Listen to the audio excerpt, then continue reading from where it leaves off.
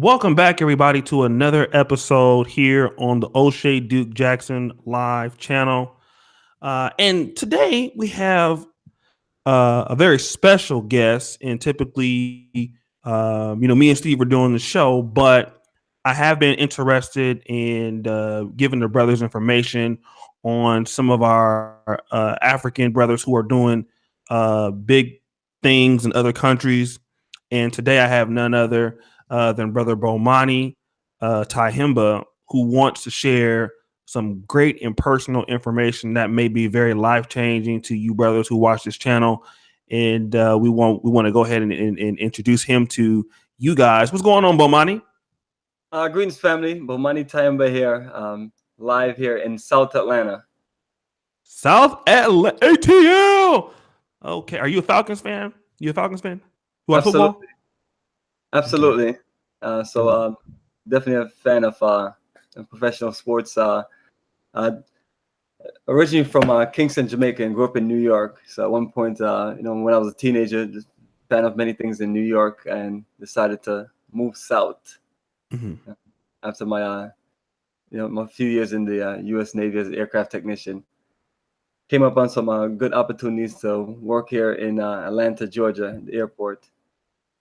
And that brought me into, the Black consciousness energy. Okay. Around early 2002, 2003. Okay.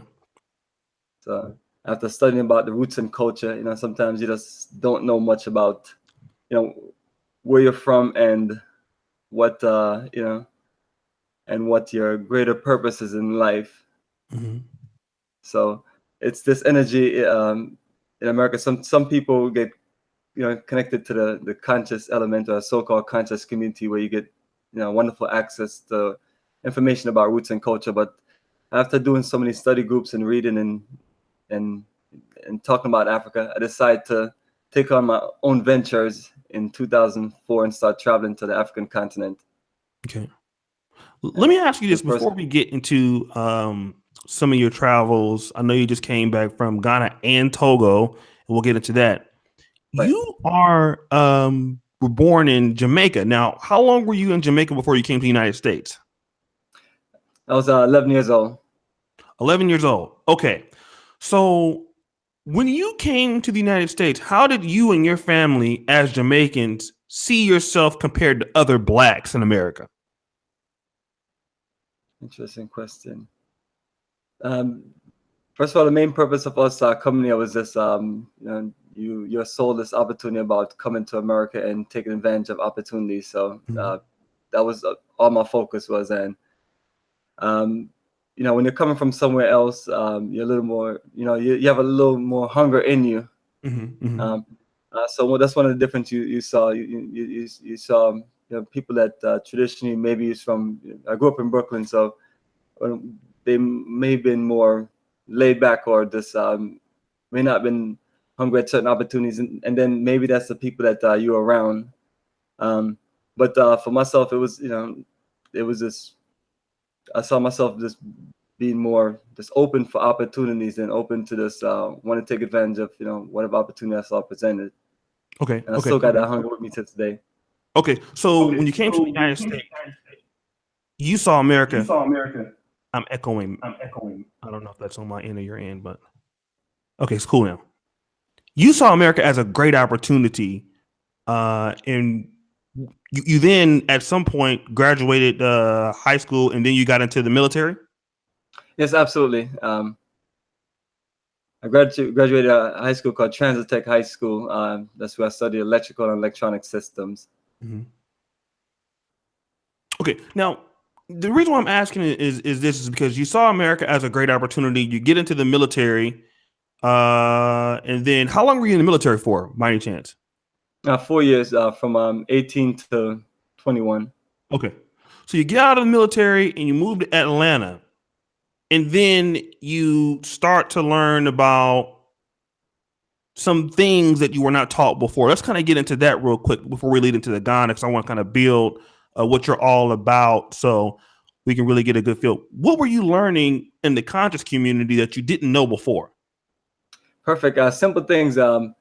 You're born in Jamaica, so automatically someone might think that you may know about Marcus Garvey. And the full extent of UNIA, which is organization, the Universal Negro Improvement Association, and that's not always the fact. It might have been passed by you in it, but as far as just being put in a modern day life and a practical form, I was introduced into a community or energy of people who practiced those roots and culture, celebrated those holidays of the red, black, and green that Marcus Garvey talk about, and nation building. So and then the studying of books that you normally wouldn't read in school or in general sense, books about roots and culture, Dr. Henry Clark, Dr. Ben, other esteemed scholars, videos, because at one point you had just a lot of videotapes and DVDs of just conscious information about roots and culture.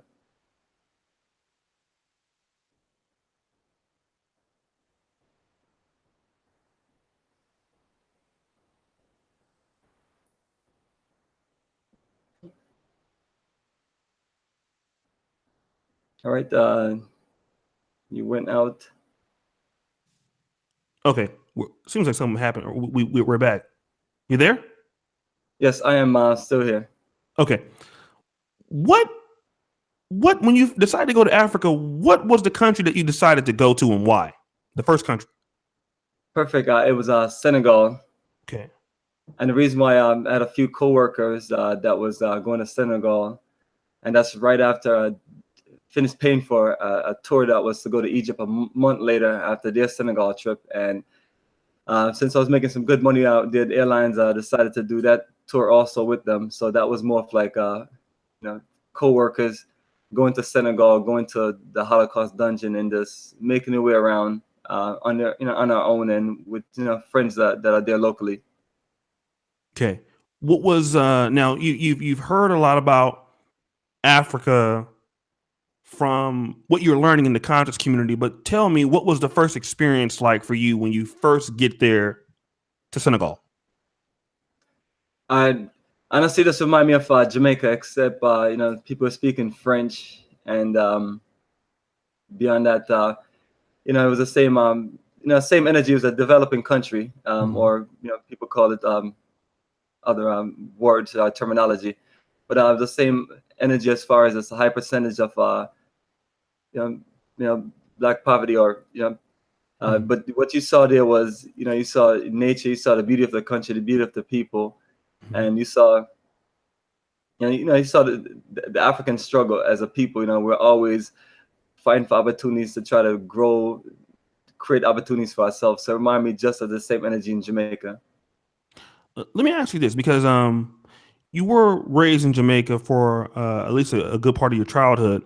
Do you feel that growing up in Jamaica makes it easier for a person like you to transition to Africa versus a person like myself, who was born and raised in the United States, or another African American? How do you feel about that?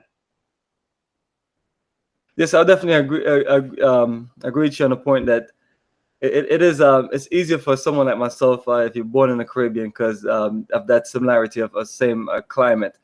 When you're born in America, depends on where you're born in certain environment. Some people live real good life in America, so there might not be used to certain basic thing as far as like plumbing issues, water, maybe not having this custom to AC predominantly, or just not having access to these mega stores and outlets and having access to this cash to where you can just go buy anything in credit cards and things like that. So those become a little different when you make a move to a country that's just a developing nation, that's not just that's not just all big cities and fancy technology all over the place. Not saying that we don't have certain things as a people in the Caribbean or Africa. We do, but it's just not this. It's like you step outside your door in America, and you just see all kind of things. It's everywhere. Everything is all developed, roads, business everywhere, and that's it's not always the same there in Africa, and that's a good thing, because you have land there in the African continent. Everything is just not all this developed. Mm-hmm. So when when you're making that move, what we try to do is get people prepared, because it's and get people more open to seeing certain things and not just thinking about maybe because they just see poverty, but what you also see is opportunities, and you also see people living a certain way of life that some of us are not living here in America. So you do have a good percentage of people that's living, well. So what when I compare the situation, it's kind of, you want to give people a good feel of the country, a little bit of everything, not just one side of the story, because when you talk about different African countries, you talk about different climates, different things going on, and you're talking about a multitude of things going on in the different countries. Like we're talking about Ghana, and okay. Let me do this real quick. I want, because we're live right now, I want to shout out to Mr. Grandeur. Thanks for the $5 super chat, DeAndre Caldwell. Thank you so much. $2. I know it's a little early for some of you brothers, but thank you for coming in. Bomani, let me ask you this: you go to Senegal, and you mentioned before when you came to the United States, first thing you see is opportunity. Go to Senegal, you see poverty, but you see opportunity. What is the next African country that you go to after Senegal? Yes, this take me to April of 2004. I went to Egypt. This is a group tour, the first organized group tour I ever traveled with. It was about 20 of us, give or take, and I was able to just view the great history. I was studying a lot about Egypt and the Nile Valley civilization, with books written by Anthony Browder, Nile Valley Civilization, and a few other scholars. And it was just very intriguing and interested about the greatness of our ancestors. So just going there, just really just boosted, the energy as far as my consciousness and openness to wanting to travel and learn more about Africa. Okay. So Senegal first, Egypt first, and then second. At some point, did you say, okay, I'm going to settle in Senegal, or I'm going to settle in Egypt? Did it ever cross your mind when you were there at either place? Not at all. It was more of like learning about the roots and culture and history. Mm-hmm. At that point, I wasn't thinking about repatriation or living in any African country. Okay. Take me to your next country then. In 2005, I went back to Senegal, but also I went to South Africa, and that's May of 2005. And South Africa kind of reminded me of some parts like Johannesburg of I would say Atlanta, as far as this development. And then in Cape Town, I went to both Johannesburg, Cape Town, including Soweto. Cape Town reminded me just of certain tropical resorts of the scene, like you see at your typical tropical resort there in Negril, Jamaica, somewhere with just incredible beaches and just a nice atmosphere.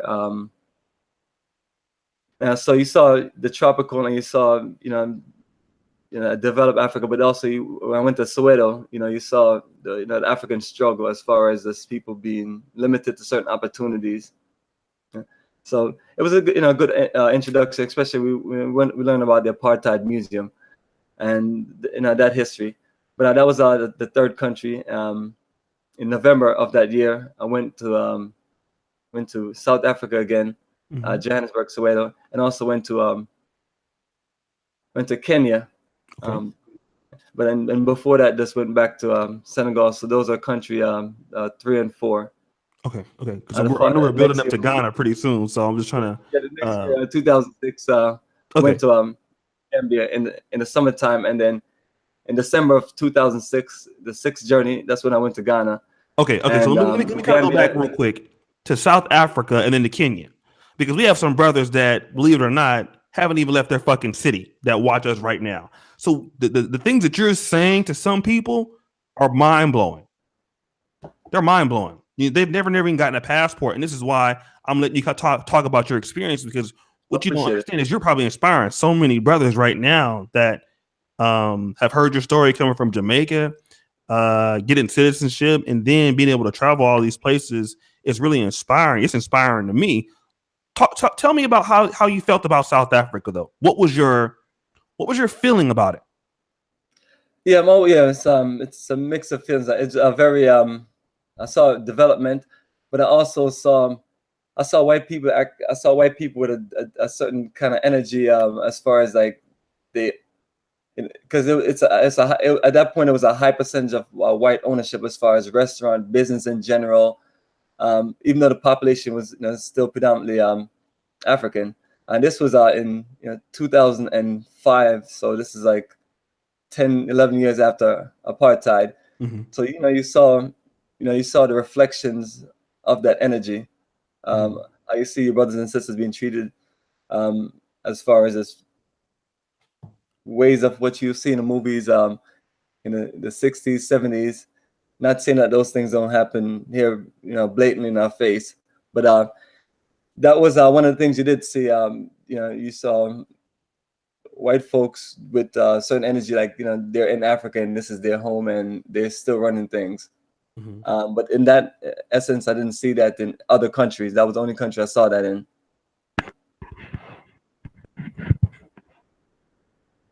I don't know why my video call keeps going off and losing it on my end. I have no idea. Did you see that? It just blanked out on your end too?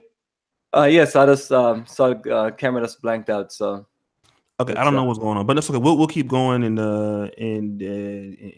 doing everything here.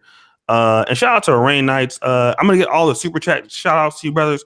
Let me ask you also this just real quick. Kenya, you did go there, and I know Kenya. Before we get to Ghana, Kenya's doing well. Excellent country. Probably going to be the next juggernaut of Africa. Maybe putting Nigeria out the loop. How did you feel about Kenya when you went?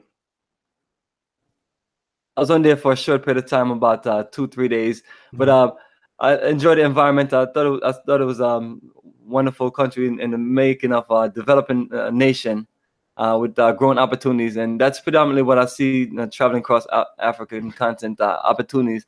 And I guess that's why you see so much white people traveling on a plane, because that's what they see beyond just their vacation or getaway. And we're there for these roots and culture travels to learn about history. So that's what we're focused on. At that point, we're just like students studying and traveling, learning about Africa in that early stage. Okay.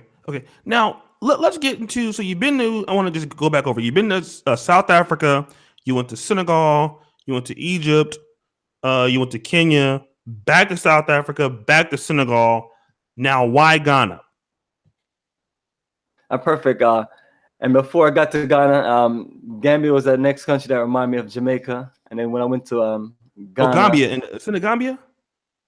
Yeah, Gambia, right inside of Senegal. We took that drive from Senegal about 5 hours into Banjul, the Gambia. It's a smaller country, but it's about the same size as Jamaica, or minus million people. And that had a nice sort of reggae feel, cultural energy, where where once I went to Ghana, I saw that at a higher level, and then plus the Ghana connected me with those same dungeons I went to in Senegal, which is where I learned about the African Holocaust and what happened to my African ancestors.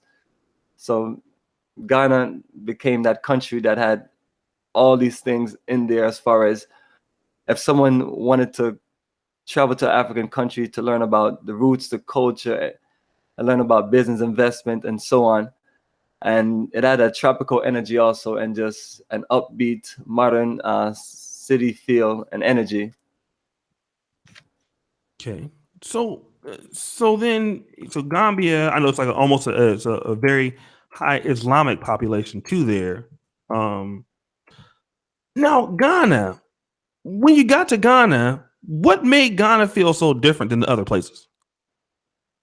Yeah, Ghana just it had a combination of so many different things going on there. One of the biggest things that Ghana had was an energy of brothers and sisters that was born in the Caribbean and born in America. The energy of just Black consciousness that I got used to. And for the first time, I've met a whole lot of people there that used to live in the populous cities in America, Atlanta, New York, LA, and so on. And then you begin to just really just see why they love the country. And then you see that it's first of all, it have that Pan-African feel. So, you're talking about Kwame Nkrumah, 1957, Ghana's first president, someone who connected with African Americans here while he was here in America, and then returned back and brought certain elements of energy as far as brothers and sisters from the diaspora return home and take advantage of these opportunities and build a future with us. That was his element and energy. So that's what that makes you feel home. Plus, you also have that same tropical energy and that beauty, just like Jamaica. The beaches, the shoreline. It's a country where it's so tropical you can literally plant anything and it grows. So that's so all those things you just add up, and I started to feel like I found a home. Myself and 7 other people. That was literally my first tour as under my business called Africa for the Africans Tours and Investment. Because at that point, traveling so much, in October I decided to just, build a journey. And at that point, Ghana was that interest all year long. And I was doing research, and it worked out for that first journey, December 2006. 2006. Now, I'm sorry. Now, 2006. Now, you do have a company, which we're going to talk about, and I even see your IT number back there. So we're going to talk about that also. But so, how long did you stay in Ghana the first trip? We stayed about a week. Okay.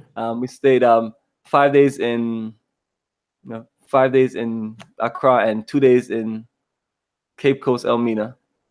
Okay. And I know there's a lot of expatriates in Cape Coast, especially some African Americans there. But so when you came and you went, did you feel like, okay, this is where I need to be the first time? Yeah, absolutely. It does have that energy and element. Plus, at that point, we were building relationship with people to where we were welcome proper, where people properly introduce you into the country. So that make a world of a difference. Okay. What about the second time? The second time I came back, it was November 2007, and at that point I got so excited, and that was the end of my my aircraft technician career there, working at airlines. So I was just ready to build a new career. So I literally started doing getting on different platforms, and just really started just getting into the world of just building an energy to market a tour, like a nice organized tour, and with our good brother Kidi Awadu, aka the Conscious Rasta from LIB Radio, and a few other organizers, we was able to build a nice tour of 42 of us to go to Ghana in October of 2007, our second journey to Ghana. Okay. And how long did you stay this time? We stayed 12 days. 12 days. Okay.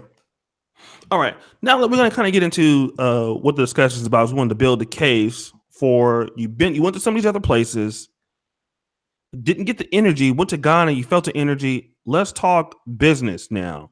A lot of people talk about going back to Africa and doing business in Africa. And I hear a lot of negative things about how people cheat you, how people don't look at you as being one of them. Let's talk about doing business in Ghana and some of the things that you had to deal with. Now, let's talk about your business. You still have a business called what now? What's the name of the actual business? Business called Bomani Information Technology. Okay. Service and consultation. Okay. Or in general, it's Bomani Technology. Technology. Okay. When did you start Bomani Information Technology? In February 2005. 2005. Okay. When you went to Ghana and you have started this, it seems like you started this company before you went to Ghana, though, right? Yes, before I went to Ghana. It was traveling to Africa that gave me inspiration, because after you document so many information as far as pictures and videos, you realize you got to deal with a computer. Mm-hmm. Yeah, so I had to learn how to build a computer, and learn how to troubleshoot it, and learn how to do all my media stuff. Because at that point, sometimes it's hard to find people to help you. So that just automatically built a career. Okay.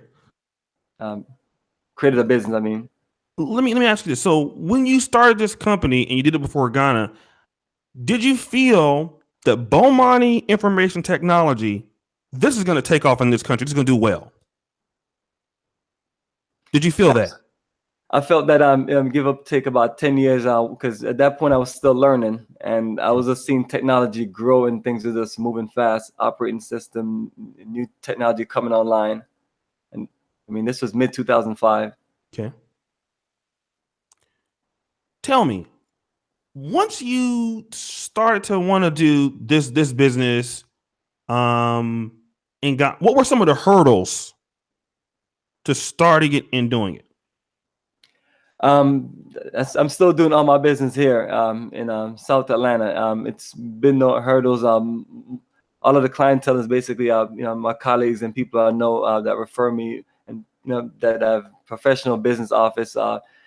Your maybe a small scale doctor's office, attorney. You have a lot of black professionals in the Atlanta area, just all over the place. So a lot of people have business office. So at that point, it created a lot of opportunity for me to go to other people's office, even still to this day, and do technology work for them. Set up computers, replace hardware, rinse the operating system, do upgrades,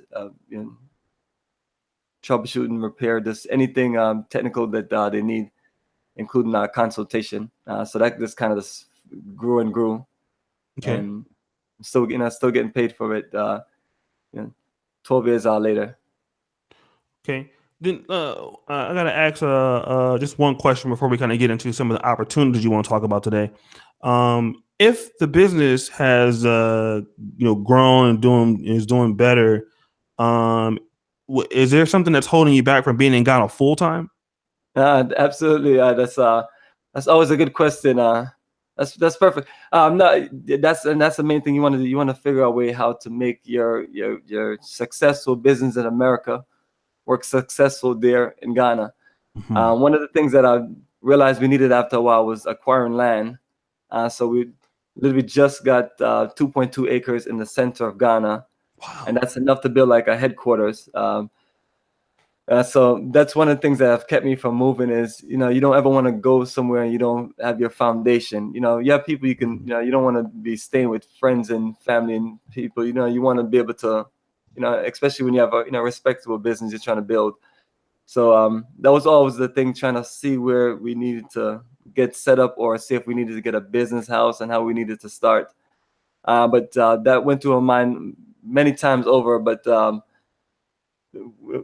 after we were doing these tours, the initial was always to move over, but you realize more and more that you're not ready and you got to get yourself organized. You need to, build things a little better. You need to, especially on your skills and talents and your professionalism, you have to really just, in my, early 30s, late 20s, early 30s. And, you start to realize more and more as I got into my mid 30s that you have to keep stepping it up and put things in place before you just make a move, because I did see people going and then coming back. Mm-hmm. And then you saw the same thing, people just not organized, don't have things all the way full. So even now, still working on that aspect, but the main thing that is ultimately on the whole is the goal is to build that headquarters and make sure that we have all of our lodging space in the back, all of the technology and business administration, Mm-hmm. and all of the technology to run a high-tech operation and still get money from our US-based clients. Okay. And take it to another level, more global, especially since you have the manpower. Okay. Just give me a moment, because I have some people watching that are live. We have 61 live viewers, and I want to go ahead and give a shout out to everybody that's in the chat. And I'm going to give a shout out to the super chatters. Brothers, do me a favor. Brother Bomani has a YouTube channel. I want everybody to go to the actual description and subscribe to his channel, right? You can go to the description. You can see his channel there. Click it, subscribe to it. He has a lot of good information on there. In Africa, actually documenting, his over 2,500 subscribers. So he's not a bad YouTuber himself. Okay. And let me kind of just give a shout out to some of the people that have already donated. And we do thank you, brothers, who are in the super chat. Let's see here. First person, Julian Brown, $2. Shout out to you, Mr. Grandeur, as always. For the guests, are there better opportunities for business in Ghana versus Jamaica? I plan on leaving the States. My father has property in Jamaica, and my brothers are also. Do I go there or set up shop elsewhere? Okay, so we'll answer that. Good morning, DeAndre Caldwell. Thank you so much. Good morning to you, brother. Mr. Grandeur, good morning, brother. And then so let's kind of ask this question because you're from Jamaica. Do you feel that in Jamaica it could be better opportunity or in Ghana? Absolutely, Ghana is ideal. That puts you on the African continent, and that puts you in the energy and spirit of Pan-Africanism, because the goal is for us to build the continent, build an energy to where we as a people can have a continent that's strong and that can reach out to its energy in the African diaspora. You just went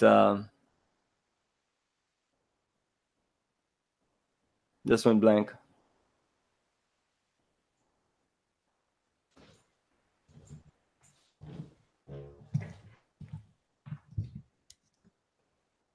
I'm back here. Okay, sorry. I had something that happened on the door. Okay. Let me ask you this. While you're and shout out to brother Daniel there, who's also been to Ghana like many times. He lived there for 31 months. Got to get him on here. I know he's busy driving these trucks across the country. But have you heard of him, Bomani, brother Daniel Simmons?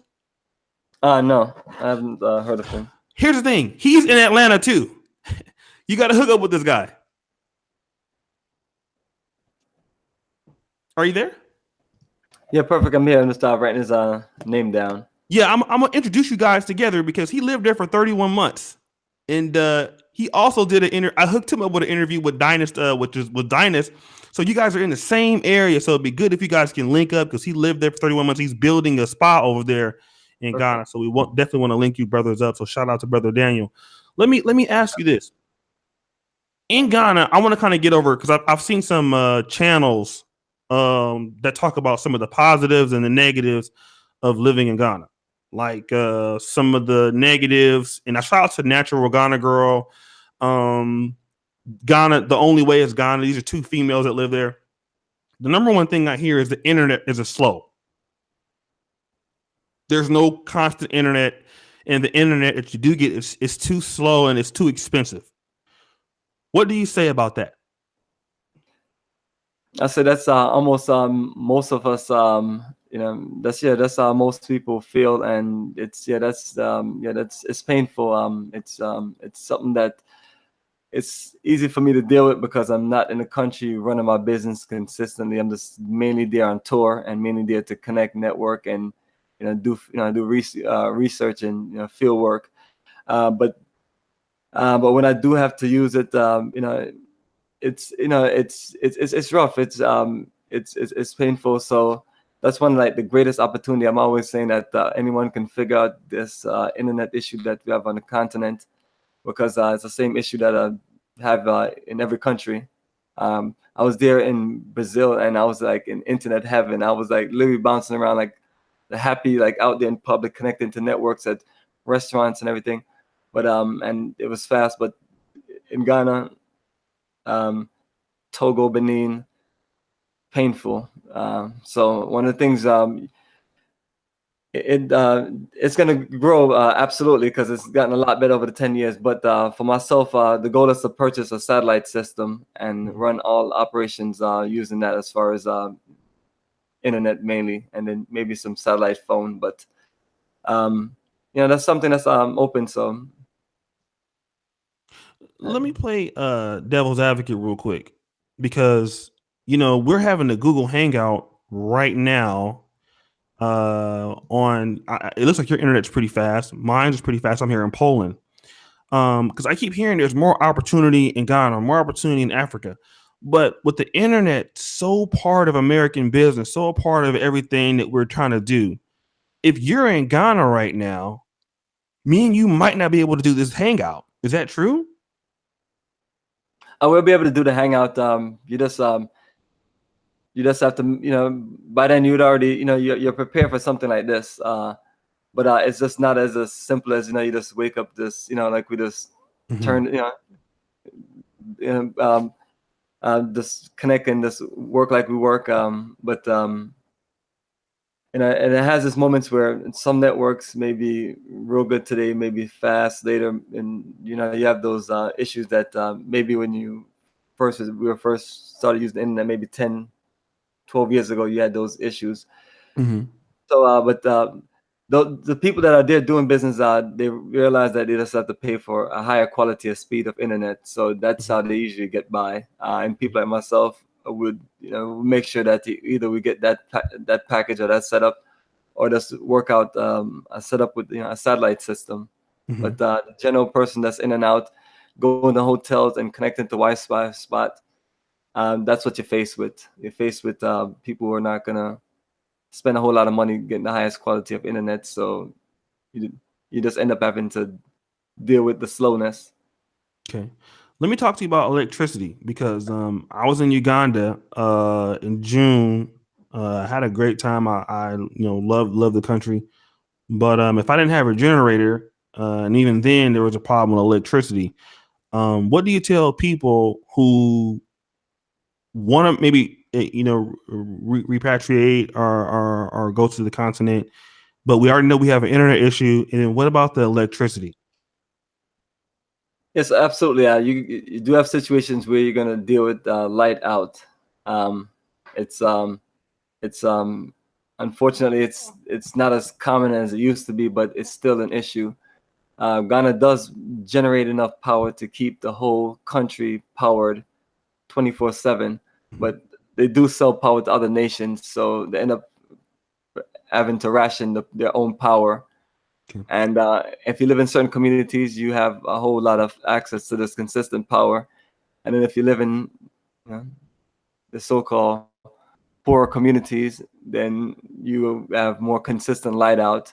And that's based on me talking to certain people who live in different parts of the country. Okay. And then also just being around different parts of the country, I realized some parts the power almost never go out. And then a lot of times we're in real nice hotels, so if the power does go out, the generator may kick in. But even then, I guess the hotels and the major companies work it out to where they stay consistent with power. So it begins to be like some form of like politics and things, Hmm. and having to do certain things to get or spend that extra money. Okay. Here's some other things that I've also heard that you have to really pay to play. There's a lot of kind of corruption. Like in the United States, if you want to get a business license, you can just kind of just submit it. But in Ghana, if you want to get things done, if you don't want to pay to play, it may never happen. Is this true? Yeah, I've been there in that situation where paperwork and go to certain offices and my host basically just told me straight up that if you want to get it done, this is the best way to get it done. You take it to folks up there and they'll process everything too quick. If not, then you're gonna be waiting for a long time. And Hmm. it's just like just being real and honest with me. So I realized that's the same situation where even when I had to go to drive a bus full of people to Ghana, Togo, Benin, and October 2009, and then November 2017. In November 2017, I realized the situation that happened, and I just realized that even my tour guide explained to me that you don't have a choice, and we just put aside a good amount of money to get us to all of the borders. That way, because what they see is what the people at customs see is a stack of American passports, Hmm. and they see a nice, fancy, big red bus. So Hmm. they are expecting to get paid, and they're not going to let you pass through unless you play the game. And Okay. that's really the situation that you deal with. And people that you got to get through to the airport, so you just have to do what you have to do. So that's one of my best examples of that situation. But do I feel bad about it? Do I feel a certain way? Probably not, because it's something we also calculate for, and it's something that we're clear on. Hmm. So, and we accept it, just like we deal with certain things that's like being double and triple tax here. and then deal with all the things that are right in our face, and sometimes we never know it. But so it's I look at it also as the same situation. Okay, I don't know, my Google Hangouts was tripping, but let me ask you this. Let's talk about some of the positives, because obviously there's some negatives there, and it takes some thick skin to do it. How has doing business in Ghana changed? I mean, could you still say there's still, with all of these things, most people will probably be like, fuck it, I can't deal with this. What opportunities that do these brothers don't know that your business, which is Bomani Information Technology, and your tour guide business, how good are these two things doing for you to be advocating for Ghana? Well, all my business are here in America. Like everybody that traveled me and come on the journey is from here. What we have is just, we have a tour guide. We have a few people there in Ghana, and we have, relationships that we've built.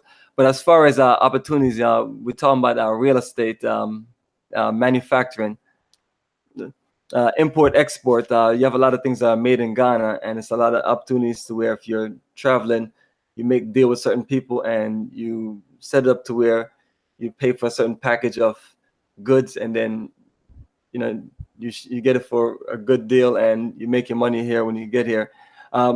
Manufacturing, as far as just making anything, from manufacturing your basic needs, from clothing to manufacturing of fruits, vegetables, because you live in a tropical country, so everything grows. Mm-hmm. To also just there's a lot of land in Ghana, and that's one of the biggest investments. So you have people that are building sustainable communities, which is where you begin to just take in your own control, your own infrastructure. Mm-hmm. So literally, you can, you're doing a combination, like you're doing your borehole water system connected with your catch water system. You're doing solar, wind power for your energy. You have your own sewage containment.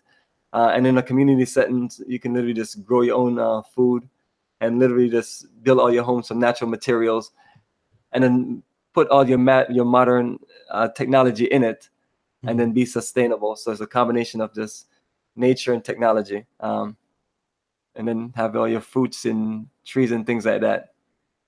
Okay. Do you feel that with the opportunities that are there, that an entrepreneur can make much more money in Ghana than he can in the United States? And I'm not going to say this right off the bat. It just really depends on which market he gets into. But that is one of them. That's a good example of this, how you make more in Ghana. Say if you have $10,000, $20,000, $30,000, and you invest that in Ghana, as far as stocks, bonds, or treasury bills. Treasury bills at one point peaked at about 20 to 25% interest. It may be in the range of 15 to 20 right now. So literally, you put that money in the banking system, and you can just get some incredible annual returns. If you did that here in America in any of these accounts, you may get 1 or 2%, maybe 3%. Mm-hmm. That's one example. Okay. What about, because you have a black male channel, man? We're gonna get more into your stuff, but you know what the brothers is gonna want to know?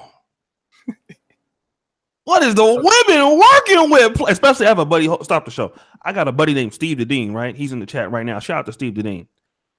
He loves African women. Right, that's all he likes. Like he's Steve the Dean Williams. He would really want to know because business is good and everything, right? Brothers want to know what the world, because if it's some women out there looking a certain way, they can deal without the internet. Brothers, niggas, they ain't gotta worry about the, how we are. Shit, if it's some ass there, we can deal without electricity and internet and all that shit. What about the women, man? Yeah, and while you're there, usually you're in certain environments where that's not going to be your issue, internet or electricity. You'll have those, because it's been well there for myself. But as far as the women, the women, they're great. I love Ghanaian women. It's the element of the woman that that someone like myself is looking to connect with. You're looking for some more people call it the word old-fashioned, but I would say more in the cultural stage. You're talking about one of the most cultural countries where brothers and sisters are groomed with the rites of patches of how to be men and women. So most of the women you're going to connect with are women that's been groomed and educated how to be a woman and how to connect and deal with a man. So you will see the comparison right off. It doesn't even take more than a few hours to see the comparison of just when you're just talking to someone basically in a hotel in a lobby or just there at the front desk in America versus there in Ghana. And it's it's a sister. You'll see the difference, and it's no disrespect to any brother or sister anywhere, and it's the same thing as just how the men are. Like in Atlanta, you see certain men, and you go to Ghana and you see certain men, and you see that the men in Ghana were brought to a level of rites of passage where they're groomed how to carry themselves and move like a man, a warrior type spirit. So you see those differences in between the men and the women. But as far as what the brothers are going to be checking for in the sisters, very attentive, attention to detail as far as very catering to what a man needs. But you're looking also at a sister that's more so and ready for marriage, ready for that life, that's been groomed to this connect with a proper man to marry and build a family. Yeah. And sometimes you meet some of these sisters here, it's more career. Just like myself, I've always been about this career and business. So, but that's also a developing nation. So, you see some of those similarities. But as far as going out to nightclubs or getting around and connecting, I just usually just try to take folks out to places where they meet good quality energy of people. And people have gotten married, people have came back and brought their husband or wife back, and we do a lot of networking. So you meeting brothers and sisters that's moved there. So it's a world full of opportunities. And if you haven't been, if you're not married yet and you're single, and you're not looking to live in America, and you're open to the world of Ghana, I would say that perfect world. You just gotta organize your business flow together, and you can literally be there to meet some wonderful sisters in the age of 22 to 27 that are ready for marriage, like literally ready, and they're just looking for a good brother.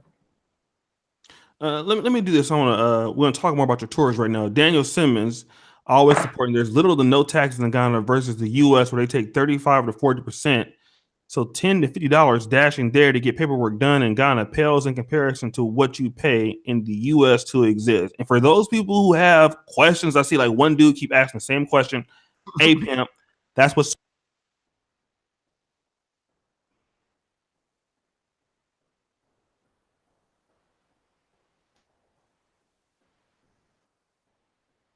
Right, it's unfortunate. Someone is. damn. This dude, somebody's like trolling me or something. Did you hear me when I was cussing that dude out? No, but these hackers don't play. They don't play. They get into. I don't know what's going on with my shit, dog. Okay, so shout out to Daniel Simmons. He says there's little to no taxes in Ghana versus the U.S. where they take 35 to 40% taxes. So $10 to $50 there to get the paperwork done in Ghana pales in comparison to what you pay in the U.S. just to exist. All right. I'm with him on that.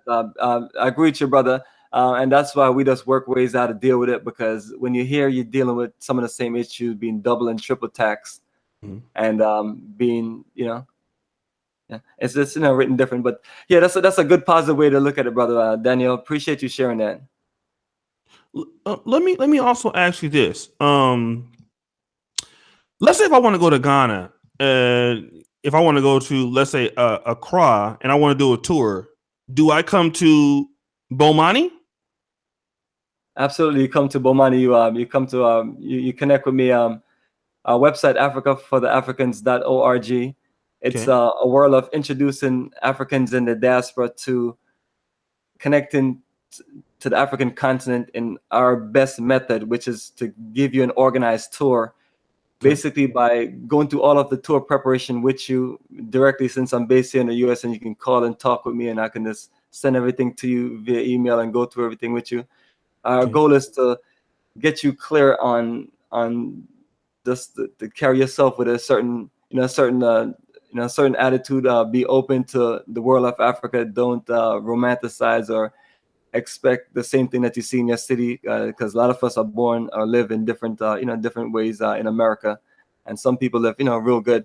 And we go through some basic stuff to the flow of the itinerary, to talking about the Pan-African roots and culture, the independence movement, the African Holocaust, and get you ready and organized. Get your tickets, line things up for you, and then when we take you in the tour in the country, we're basically connecting you with things that's relevant to you as an African in the diaspora.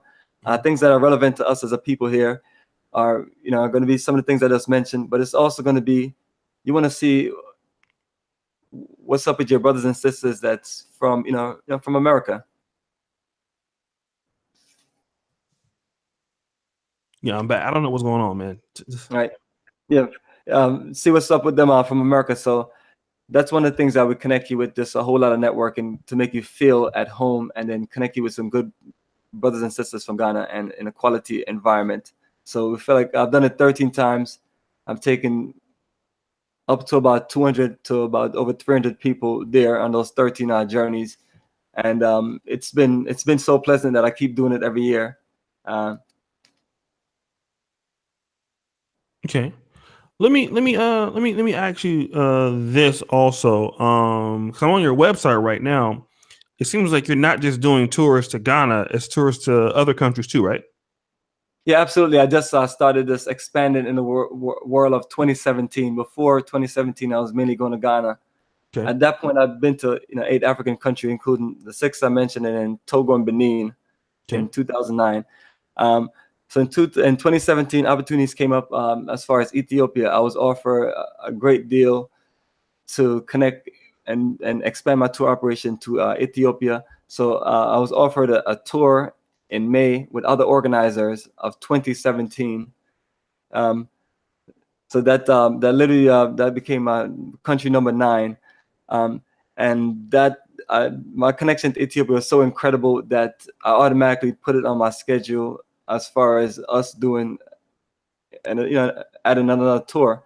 Instead of just doing a tour every October, I begin to work it out to where we have one May for Ghana and one November for other countries. So that's my goal right now, is to really just connect with people and showcase Ethiopia. So I took a lot of videos, pictures, so full of pictures and videos on Facebook, and lots of video documentation there on YouTube. Okay. Okay, and so shout out to Brandon Corbini. Says, "Peace, brother Bomani and Oshay." AFTA. I don't know what AFTA means. You know what that means? AFTA. Africa for the Africans. Oh, okay. I knew that. Okay, let me also talk about this because so I know that you have opportunities, but if a person is from America like myself, and we're interested in coming to, let's say, Ghana and want to do business, how do we? I mean, because with not knowing anybody or knowing a network of people that you can trust, it's you hear all the time, man, that people are scam artists, and that's here in America too. But how can you set up a business with some people out here that you don't know, risking giving money? You can't.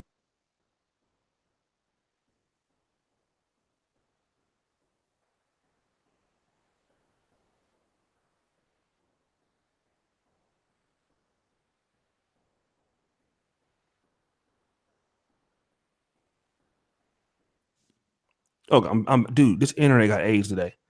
Okay, you there? Yes, because it's very, very cold up there. Okay, how do these people want to do business? How do these people know that they're not going to be scammed? Because you hear it all the time.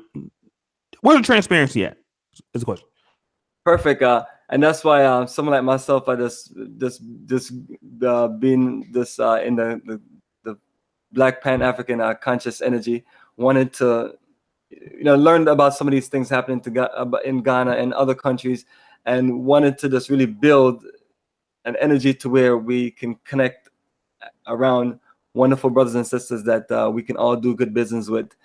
So that's literally been my whole experience there for the whole decade. I've always been around quality people and then anyone that wasn't about what they're about, we just kept them out of our circle And that's pretty much what we have built, a circle of energy. And when people travel with me, I connect them at a repatriation and investment conference, and also other networking events with other brothers and sisters that's been living there in Ghana doing incredible business. Because before I even started really doing the tour at the high level, I would stay back for 1 to 2 weeks and do field research. And field research is take my camcorder and going out and interviewing people, learning about different people, and finding out all gossip about who not to do business with, and all those things. So when we started building these real big groups from October 2007, I was really able to connect people with all of the right people. So that has made the world of a difference. And we have some wonderful people work with us, and it's been all good. Yeah, I'm here. We're probably at the. I don't know what's going on, man. What my shit, but I know you were saying when you were there, you were building connections and stuff like that. Let me ask you this last thing, and I hate to. I'm gonna have to see what's going on, man. We'll probably can finish another time. All right. But let me ask you this: have you ever had a business deal going bad? Honestly, no. And I'm not gonna just say because I just grew up in Jamaica and Brooklyn and I'm so street smart. I would say that, but I just approach business a little bit different, and I approach everything with me based on relationship. It's based on when we shake our hands to do business. It's it's an oath, of a brotherhood of this, of that that I know enough about you and I trust you with my life to where we make a move forward. And that if you do, it's where you have a whole lot to lose if something go wrong. So I only trust people who have a lot to lose, and vice versa. So I've been successful doing business there, but at the same time too, all the things that you mentioned, I heard about all those things, and that's what got me into doing research and interviewing people that had problems there in Ghana.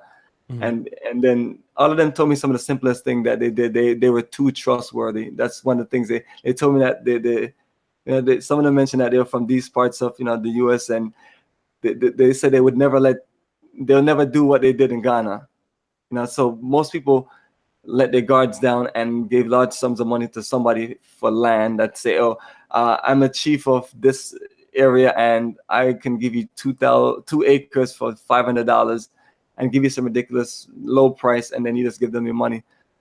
And sometimes some of us leave our business that we built there with someone that we think we trust, but they may not necessarily understand the value of what you build, to where so you have to also put certain things in place, just like you would here. And so this goes back to street smarts and this being understanding the culture. So that's one of the most important thing about living and doing business there in a country like Ghana and just anywhere in Africa. You have to know the culture and know how to move around.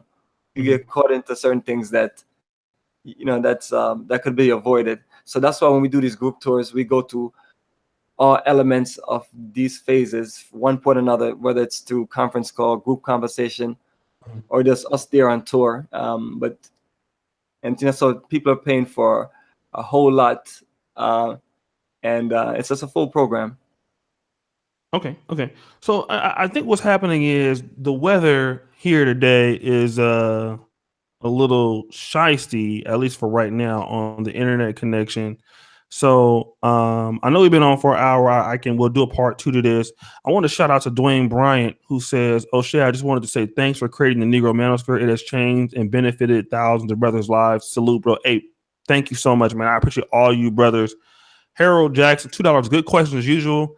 And I hate that this fucking internet, man. This was a great interview, and then obviously, but the internet gods are against us. But Bomani, I think we at least did enough to do the part 1. And I'm definitely want to have you back, man, because I think you have a lot to offer us over here. How do you feel? I mean, how do you feel about black men trying to go to Africa and get set up?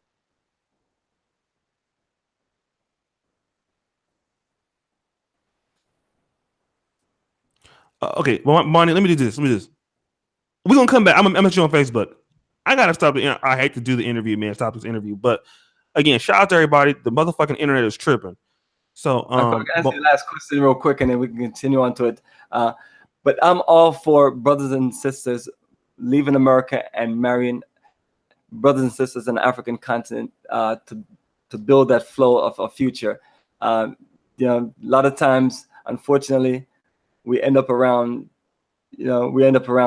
Sometimes two people of broken culture. It makes it hard for any of us to grow. But when sometimes you say, example, I connect with a sister there in Ghana, we can grow and learn a lot from each other. Not saying you can't do that here, but we're not going to have the same struggle and issues. Like sometimes almost none of us, or a small percentage of us, are raised in an organized family home of a mother and father, that we don't see a bunch of crazy stuff of drama growing up all of our life. And then some of us are just, raised in single parents. So it's a lack of stability on our part. But when we connect with, not saying that our brothers and sisters there is going to straighten us out, but it tend to be an incredible connection. And I just base this based on all the brothers and sisters that I know from the African diaspora that I've connected and married to each other. So it's something that I strongly push, especially since, we're talking about nation building and family. Okay, cool. So I just want to